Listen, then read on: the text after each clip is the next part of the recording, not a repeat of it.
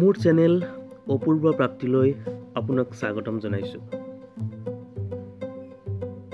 বন্ধুসকল, আপুনি গণিত ভয় কৰে নেকি?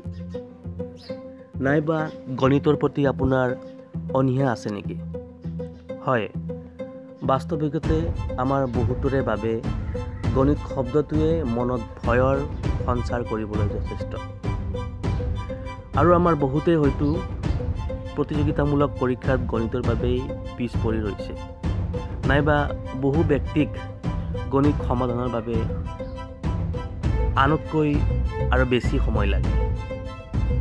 তেনেহ'লে বন্ধু, আপুনি এই অসুবিধাবোৰ দূৰ কৰি গণিতক এক মনোগ্ৰাহী বিষয় হিচাপে অধ্যয়ন কৰিব বিচাৰে নেকি? যদি বিচাৰে, তেনেহ'লে আজিৰ এই ভিডিঅ'টো আপোনাৰ বাবে। বন্ধু, আজি আমি আলোচনা কৰিম যিকোনো সংখ্যা যোগ কৰাৰ সহজ আৰু চুটি উপায়। মানে আমি গতানুগতিকভাৱে যি ধৰণে সংখ্যাবোৰৰ যোগফল উলিয়াওঁ, তাতকৈ অলপ ব্যতিক্ৰমভাৱে আমি যোগফল উলিয়াই আমাৰ সময় ৰাহি কৰিব পাৰোঁ আৰু কম সময়ত বেছিতকৈ বেছি গণিতৰ সমাধান কৰিব পাৰোঁ বা সংখ্যাবিলাকৰ যোগফল উলিয়াব পাৰোঁ। আহকচোন, মই কি উপায় উলিয়াইছোঁ আমি এইটো চাই লওঁ।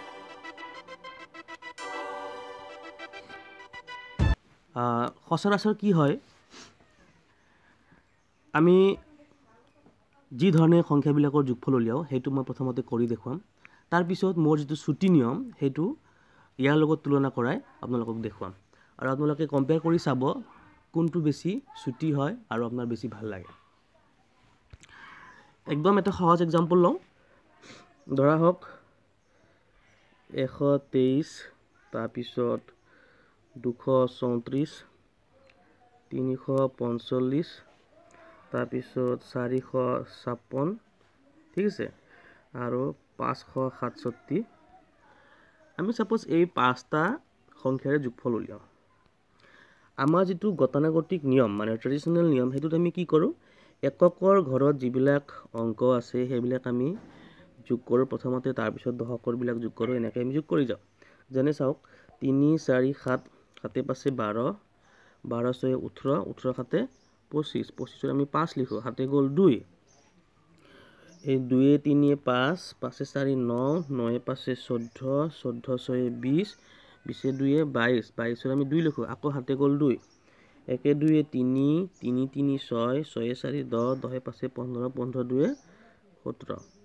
মানে এইকেইটা সংখ্যাৰ যোগফল আমাৰ গতানুগতিক নিয়ম মতে 1725। আৰু এতিয়া মই কি কৰিম, চুটি নিয়মেৰে যাতে আপোনালোকে বেছি সহজ পায় আৰু খোকোজা নালাগে, সেইধৰণে মই গণিতটো সমাধান কৰিম। একেকেইটা সংখ্যা লওঁ, তেতিয়া আপোনালোকৰ বুজি পোৱাত সুবিধা হ'ব। 1 2 3 মানে 123, 234, 345, 456, তাৰপিছত 567, ঠিক আছে। এইবাৰ আমি কেনেকৈ যোগ কৰিম চাওক।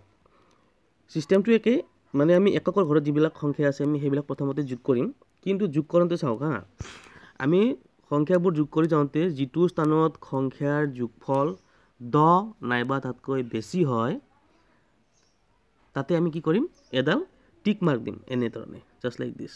য'ত হয় মইতো দেখুৱাই দিছোঁ, এনেকৈ এটা টিক মাৰ্ক দিম, আৰু টিক মাৰ্ক দি কিনে তাতে পৰা আমি যিটো এককৰ ঘৰৰ অংক পাওঁ সেইটো আমি কনচিডাৰ কৰিম।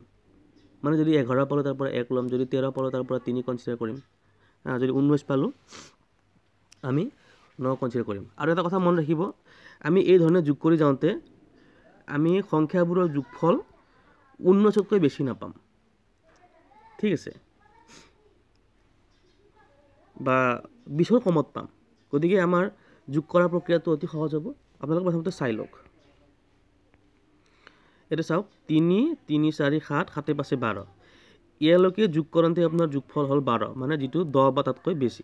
গতিকে 12 হোৱাৰ লগে লগে যিটো 10তকৈ বেছি হ'ল তাতে আমি এডাল টিক মাৰ্ক দিম। মানে এইটো বুজাইছোঁ যে এইখিনিলৈকে সংখ্যাকেইটাৰ যোগফল 10 বা তাতকৈ বেছি। 12 পালোঁ, 3 4 7, 7 5 12, 12 পৰা আমি 2 ল'ম, নেক্সট 2 লৈ কিনে বাকী তলফালে যিমানবিলাক সংখ্যা আছে আমি সেইবিলাক যোগ কৰি যাম এইকেইটা আমি যোগ কৰিম সেই 2 লগত তো 2 2 6 8 8 7 15 15 পৰা আমি কি কৰিম 5 লম ঠিক আছে এই ইয়াতে 15 আছিল নহয় ইয়াতো আমি এডাল কি কৰিম টিক মাৰ্ক লগাম এডাল টিক মাৰ্ক দিলো এতিয়া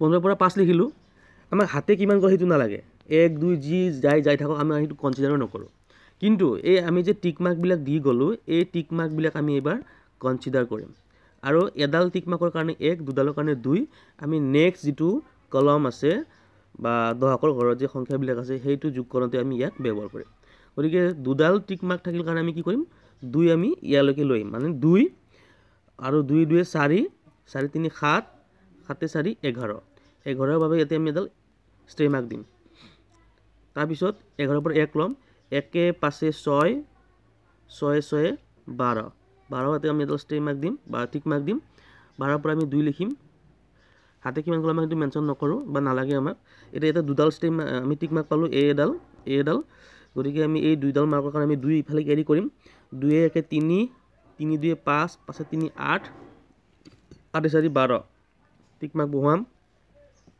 তাৰ পিছত 12 পৰা 2 কেৰি কৰিম 2 5 7 এটা চাওক দেখাত এনেকুৱা লাগিছে এইফালে কোনো ধৰণৰ সংখ্যা যোগ কৰিব লগা নাই কিন্তু আমাৰ যে টিক মাৰ্কডাল থাকি গ'ল এই টিক মাৰ্কডালৰ কাৰণে কি কৰিম আমি যেডাল টিক মাৰ্ক থাকে আমি ইয়াৰে আগত হেতে বহাই দিম এই আমাৰ ইয়াতে আছে এডাল টিক মাৰ্ক এই গোটেই স্তম্ভটোত গতিকে এডাল টিক মাৰ্কৰ কাৰণে আমি কি কৰিম ইয়াৰে আগত আমি এক এটা বহাই দিম যদি দুডাল থাকিলে আমি 2 বহালো হয় তিনডাল থাকিলে 3 বহালো হয় ঠিক আছে আৰু যদি টিক মাৰ্ক নাথাকে তেতিয়া আমি কোনো সংখ্যা বহাব নালাগে সো এডাল আছে গতিকে এক বহাই দিলো গতিকে আমি দেখা পালো আমি দুই ধৰণে সংখ্যা মানে অংকটো সমাধান কৰিলো বা যোগফলটো উলিয়ালো আৰু দুই ধৰণতে সংখ্যাৰ যেটো যোগফল এটো একে ওলাইছে 1725 1725 এতিয়া আপোনালোকে নিজেই যিকোনো কেইটামান সংখ্যা লৈ যোগ কৰি চাওক আৰু দুই ধৰণে কৰি কিমান সময় কোনটো ৰাহি হৈছে আৰু কোনটো আপোনাৰ বেছি ভাল লাগিছে আপুনি নিজে তুলনা কৰি চাওক যদি মোৰ এই ক্ষুদ্ৰ ভিডিওটো আপোনালোকৰ ভাল লাগিছে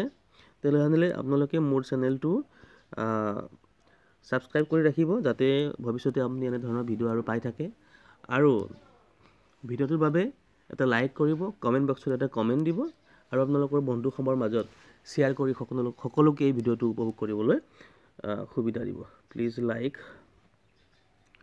comment and share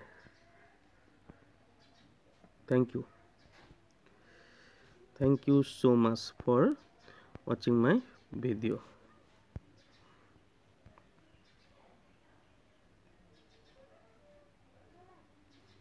bye bye signing off